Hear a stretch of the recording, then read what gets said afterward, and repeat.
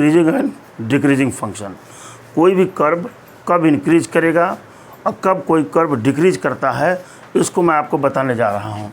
जैसे मान लिया गया हमने यहाँ पर एक कर्व बनाया, देखिए ध्यान दीजिएगा हमारी बात को, बहुत अच्छे से सुनिएगा। X dash y y dash हो गया। हमने एक कर्व ऐसे बना दिया, ये देखिए ये कर्व जा रहा है, ये कर्व हमने बना दिया, ऐसे बना दिया। अच्छा, यहाँ पे मान लीजिए 1 है, यहाँ पे 2 है, यहाँ पे 3 है, यहाँ पे 4 है, यहाँ पे 5 है। यहाँ भी हमने बना दिया -1 -2 -3 -4 लगा दिया मैंने। इधर भी हमने लिखा क्या 1 2 3 4 और ये क्या लिखा 5। ऐसे हम आंसवान लिखते चले जाएंगे। आज तक लिख दिया मैंने, लिख दिया, ठीक है। एक कर्व किसका है, y = 4ax पर y² = 4x। पैराबोला दिख रहा है ना ये, ठीक है, ठीक है। देखिए मैं क्या कह रहा हूँ, ये तो x की वैल्यू है कि नहीं, और ये कौन सी वैल्यू है, ये y की वैल्यू है। y की वैल्यू का मतलब fx की वैल्यू है। पता है आपको कि y = fx ही होता है, fx की वैल्यू है। हम अगर x = 1 चूज करते हैं, मान लीजिए x = 1 चूज किए तो y की वैल्यू, थोड़ा ग्राफ हमारा टेढ़ा हो गया है, यहाँ पर आ जाएगा। मान लीजिए x = 2 पर यहाँ पर आ जाएगा, x = 3 पर यहाँ पर आ जाएगा, x = 4 पर यहाँ पर आ जाएगा। क्या देख रहे हैं आप, देख ये रहे हैं कि जब x की वैल्यू को हम बढ़ा रहे हैं तो y की वैल्यू भी बढ़ रही है, बढ़ रही नहीं बढ़ रही है। जब x की वैल्यू को हम बढ़ा रहे हैं y की वैल्यू भी क्या हो रही है, बढ़ रही है। अच्छा, यहाँ पर चलते हैं, -3 से देखते हैं।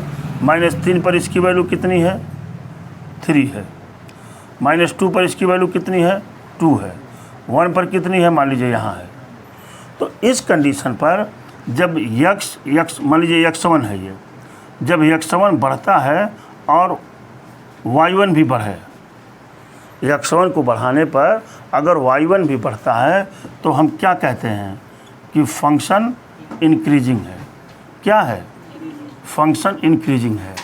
और अगर x1 को घटाने पर y भी घटता हो, अगर x1 को घटाने पर y1 भी घटता हो, y1 माने ये वाला फंक्शन, समझ रहे हैं ना, y1 भी घटता हो, तब ये क्या होता है, डिक्रीजिंग फंक्शन। यानी फंक्शन जो है ये डिक्रीज कर रहा है। बात तो हमारी समझ रहे हैं। इसके लिए एक कंडीशंस हमारे पास आता है कि अगर x1 greater than x2, x1 greater than क्या हो जाए, x2, और ये इम्प्लाइज कर दे आपको f(x1) is greater than f(x2)। बात समझ पा रहे हैं। अगर x1 is greater than x2 हो जाए और इम्प्लाइज कर दे कि f(x1) is greater than f(x2), तो हम कह देते हैं कि द फंक्शन इज़ इंक्रीजिंग। क्या कह देते हैं, द फंक्शन इज़ इंक्रीजिंग, कि फंक्शन हमारा क्या करेगा, दुर्गा, इंक्रीज करेगा। ये कह देता हूँ। अभी मैं डिफरेंशिएशन वाले पार्ट को नहीं उठा रहा हूँ, अभी थोड़ी देर बाद हम डिफरेंशिएशन वाले पर बिल्कुल मक्खन हो जाएगा।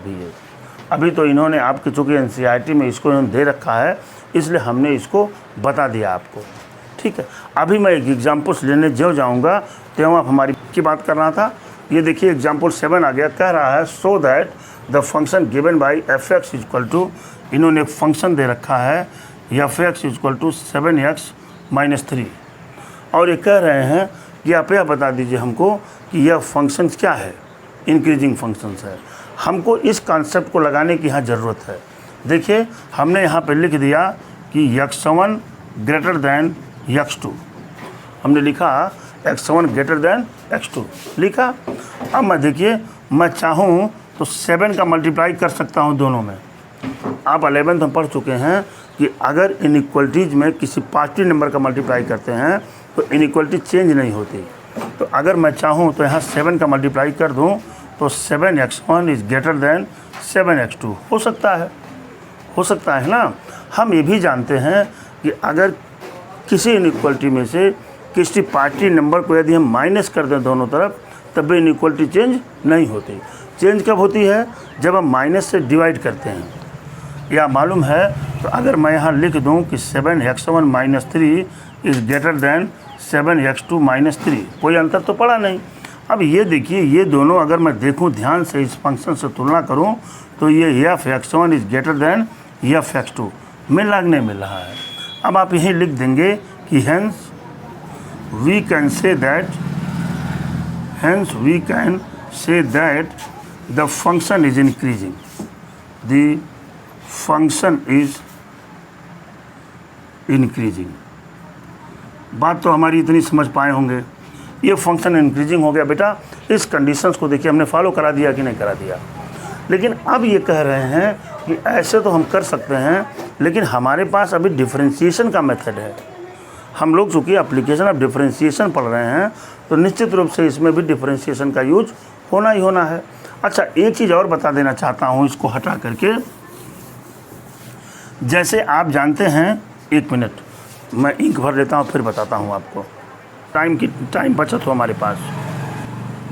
चलिए मैं क्या बता रहा हूँ, देखिए अगर मान लीजिए हमने यहाँ पर एक फंक्शन दिया, ध्यान दीजिए हमारी बात को, फंक्शन दिया यहाँ पर, हमने कहा बेटा ये एक फंक्शन जा रहा है, ये फंक्शन ऐसे जा रहा है, मान लीजिए ऐसे जा रहा है कोई फंक्शन। मैं कह दूं कि ये फंक्शन इंक्रीजिंग है, तो आप कहेंगे कि सर ये फंक्शन इंक्रीजिंग कैसे है। आपको बताऊं, जो हम डिफरेंशिएशन में dy/dx निकालते हैं दुर्गा, ये वास्तव में क्या होता है? ये होता है थीटा। क्या होता है? जिसको हम क्या कहते हैं? ग्रेडियंट। अरे भाई m = tan थीटा होता था ना, वही यहाँ dy/dx है। अब देखिए, अगर मैं यहाँ से यहाँ पर कोई पॉइंट यहाँ ले लूँ, यहाँ पर कोई टेंजेंट मैं ऐसे ड्रा कर दूँ मान लीजिए, तो ये वैल्यू क्या मिलेगी आपको? पॉजिटिव मिलेगी, क्योंकि देख रहे हैं ना कि 90 अंश से कम एंगल बन रहा है। और फर्स्ट क्वाड्रेंट में सारे ट्रिग्नोमेट्रिकल फंक्शंस पॉजिटिव होते हैं, यहाँ पॉजिटिव मिल रहा है। हम यहाँ भी खींचेंगे अगर कोई कर्व ऐसे, ये भी देखिए यहाँ जो मिल रहा है ये भी आपको पॉजिटिव मिल रहा है। तो लेकिन यहाँ पर अगर हम चलेंगे अभी थोड़ी देर बाद, यहाँ पर हमने कोई कर्व ये ऐसे खींच दूँ, नहीं ऐसे, मान लीजिए मैंने ऐसे खींच दिया कोई कर्व। अब हमने कहा यहाँ पर कोई कर्व, आप यहाँ पर कोई पॉइंट लीजिए। आप जब भी ऐसे कर्व खींचेंगे तो देखिए x ऐसी सा कितना बना रहा है? 90 से अलग एंगल बना रहा है। यानी यहाँ पर क्या हो रहा है? dy/dx की वैल्यू क्या हो रही है? माइनस में आ रही है। देख पा रहे हैं ना, माइनस में आ रही है। अभी हम इसकी चर्चा बाद में करेंगे, पहले इतना नोट कर लीजिए। अगर हो गया हो तो मिटा भी सकता हूँ मैं इसको। अब मैं आपको डिफरेंशिएशन वाली कंडीशन पर ले चल रहा हूँ कि कब कोई फंक्शन इंक्रीजिंग होगा, कब कोई फंक्शन डिक्रीजिंग होगा। ध्यान दीजिएगा, पहली चीज़ें, पहली बात यहाँ पर, अगर if dy/dx is greater than 0, अगर dy/dx की वैल्यू ग्रेटर देन 0 आ जाती है, ठीक है, तो हम कहते हैं कि the function is increasing, the function is structurally increasing,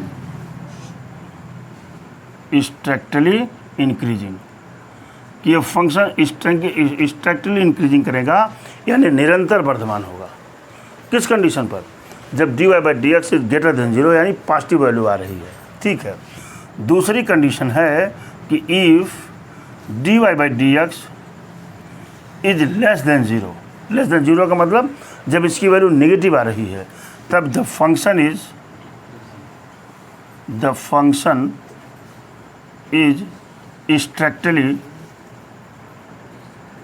structurally क्या हो जाएगा? ये डिक्रीजिंग फंक्शन। ये बात समझ गए? 2 नंबर कंडीशन समझ गए।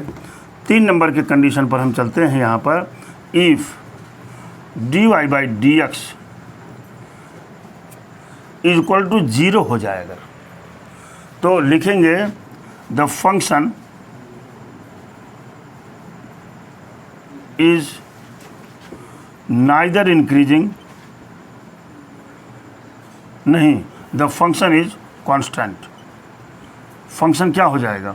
एक कांस्टेंट फंक्शन है, जहाँ पर dy/dx की वैल्यू क्या हो जाएगी? 0 हो जाएगी। इसमें अगली कंडीशन भी जोड़े हुए हैं यहाँ पर, चौथा, कि अगर dy/dx इज ग्रेटर और इक्वल टू 0, ग्रेटर भी है और 0 के इक्वल भी है, तब ये स्ट्रिक्टली हट जाता है और क्या लिख देते हैं, द फंक्शन इज इंक्रीजिंग। बात मुस्कान समझ में आई? द फंक्शन इज क्या कह रहे हैं, स्ट्रिक्टली माने निरंतर वर्धमान है, कंटिन्यूअस मोड में है वो। और ये पांचवा है कि अगर dy by d x is less or equal to 0 तो ये फंक्शन क्या हो जाएगा, डिक्रीजिंग हो जाएगा, स्ट्रिक्टली डिक्रीजिंग नहीं होगा। ये 5 इसमें टॉपिक्स हैं, 5 टॉपिक्स हैं। एक बात और आप जानते भी हैं, देखिए मैं अभी एक बार पुनः चर्चा किया हूँ, फिर चर्चा कर देता हूँ यहाँ पर। मान लीजिए कोई फंक्शन हमारे पास ऐसे आ गया, ऐसे आ गया, तो मैंने कहा इस पॉइंट पर इसका टेंजेंट निकालिए। तो जब आप ऐसे खींचेंगे, देखिए ये थीटा मिल रहा है जो 90 से कम है, पॉजिटिव होगा। यहाँ पर खींचने की बात कर रहा हूँ, तब भी ये थीटा यहाँ पॉजिटिव होगा। यानी क्या मतलब हुआ कि dy बाई डी एक्स की वैल्यू ग्रेटर देन 0 मिलेगी, नहीं मिलेगी इस पोजीशन पर। लेकिन अगर इसी ग्राफ को हम ऐसे बना दें बेटा, कैसे बना दें, ऐसे खींचा था, ऐसे खींच दीजिए आप। और यहाँ पर मैंने कहा कि ज़रा एक टेंजेंट लीजिए, ये देखिए ये इस समय क्या बना रहा है, थीटा 90 से ऊपर बना रहा है। और जानते हैं कि सेकंड क्वाड्रेंट में tan थीटा की वैल्यू क्या होती है, माइनस होती है। तो ये देखिए फंक्शन ऐसे डिक्रीज हुआ कि नहीं हुआ है, ऐसे डिक्रीज हो रहा है कि नहीं। तो इस स्थिति में dy बाई डी एक्स की जो वैल्यू होती है ये लेस देन 0 होती है।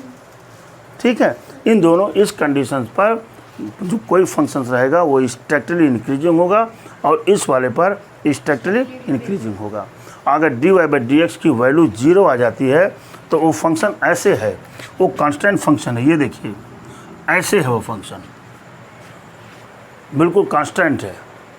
x की वैल्यू हम बढ़ा रहे हैं तो y की वैल्यू भी हर स्थिति में सेम ही रहेगी। अब बल्कि अभी आपको मैंने एक एग्जाम्पल देकर बताया है कि अगर x1 बढ़ेगा तो y1 को बढ़ना चाहिए, बताया नहीं बताया। तो इस तरह से मैंने सारे एग्जाम्पल्स वगैरह दे करके आपके इस टॉपिक्स को हमने क्लियर करने का प्रयास किया है और मुझे लग भी रहा है कि आप लोग इसको अच्छे से समझ पाए होंगे। अभी हम एग्जाम्पल्स लेंगे तो ये फंडा और क्लियर हो जाएगा, नोट कर लीजिए इतना। देखिए जैसे ही आपके सामने एग्जाम्पल 8 आया, इन्होंने लिखा कि so that the function f given by f x equal to इतना x belongs to r is increasing on r। Increasing बताना है आपको। क्या कंडीशन बताया हूँ, पहला कि अगर dy by d x is greater than 0 हो जाए तो फंक्शन क्या करता है बेटी, इंक्रीजिंग फंक्शन होती है या स्ट्रिक्टली इंक्रीजिंग, जो भी कह दीजिए। दूसरा बोला हूँ कि अगर dy by d x is less than 0 आ जाएगा तो फंक्शन क्या हो जाएगा, डिक्रीजिंग यानी ह्रासमान हो जाएगा। ठीक है, तो सबसे पहले हम क्या करें, इसको डिफ्रेंशिएट कर दें। डिफ्रेंशिएट करके हम यह देखें कि क्या dy बाई डी एक्स की वैल्यू पॉजिटिव हो रही है क्या। 0 का क्या मतलब है, ग्रेटर देन 0 का मतलब क्या है, पॉजिटिव होना। अरे भाई जब हम नंबर लाइन पर लाइनों को खींचते हैं तो 0 यहाँ मिलता है, इसके इधर क्या होता है, पॉजिटिव वैल्यू होती है। और इसके इधर जाते हैं तो क्या मिलता है, नेगेटिव वैल्यू मिलती है। कई बार हम इसको देख चुके हैं। तो हमने यहाँ पर कहा कि इसका फर्स्ट डेरिवेटिव करिए f डैश एक्स। आपने शुरू किया तो देख रहे हैं x क्यूब का डिफ्रेंशिएशन हो जाएगा 3x स्क्वायर, माइनस 3 को बाहर निकाला, x स्क्वायर का डिफ्रेंशिएशन हो गया 2x और प्लस 4x का डिफ्रेंशिएशन क्या हो गया 4, बराबर यहाँ पे लिखेंगे 3x square minus 6x plus 4। प्रयास करते हैं कि इसका फैक्टर हो पाता है कि नहीं। इसको ऐसे भी लिख सकते हैं 3x square minus 6x plus 4 को मैंने ब्रेक कर लिया, 3 प्लस 1 ब्रेक कर लिया ना। अब देखिए 3 को हमने इस फंक्शंस में कॉमन ले लिया, x square minus 2x plus 1 और इधर क्या मिला प्लस 1, कोई बात तो है नहीं। और ये देखिए 3, इसको क्या लिख सकते हैं, x माइनस 1 का होल स्क्वायर। ये फंक्शन है कि नहीं x माइनस 1 का होल स्क्वायर। और ये क्या मिल गया प्लस 1। बहुत ध्यान से देखिए ये क्या निकाले हैं आप, f डैश एक्स निकाले हैं आप। अब देखिए x की कोई भी रियल वैल्यू आप रखते हैं, x बिलोंग्स टू r है, x बिलोंग्स टू r का मतलब r की कोई भी वैल्यू, यानी जितने भी नंबर्स दुनिया में होते हैं उन सारी वैल्यू जब आप यहाँ रखेंगे तो ये क्या हो जाएगा, क्योंकि स्क्वायर है ना तो ये तो हमेशा पॉजिटिव होगा, होगा कि नहीं, हमेशा पॉजिटिव होगा। पॉजिटिव में 3 का मल्टीप्लाई करेंगे तब भी पॉजिटिव होगा, 1 को जोड़ेंगे तब भी पॉजिटिव होगा। तो क्या दिखाई दे रहा है कि f dash x is always greater than 0, होगा कि नहीं? बोलिए भाई, always greater than 0 on x belongs to r. R की कोई भी वैल्यू हम लेंगे तो हमेशा क्या हो जाएगा, पॉजिटिव ही देगा। तो क्या मतलब है इसका, ये फंक्शन इंक्रीजिंग, स्ट्रिक्टली इंक्रीजिंग है ये फंक्शन। दिखा दिया आपने। आप लिख दीजिए कि hence we can say that the function is strictly increasing. Strictly माने क्या बताया हूँ, निरंतर, स्ट्रिक्टली इंक्रीजिंग फंक्शन। बस बात खत्म हो जाती है इतने में। देखिए कितना आसान है आपके पास। अभी आप थोड़ी देर बाद और अच्छा डेप्थ मिलेगा आपको। अभी बस आप इसको देखते जाइए, नोट करिए, फिर आगे चलते हैं।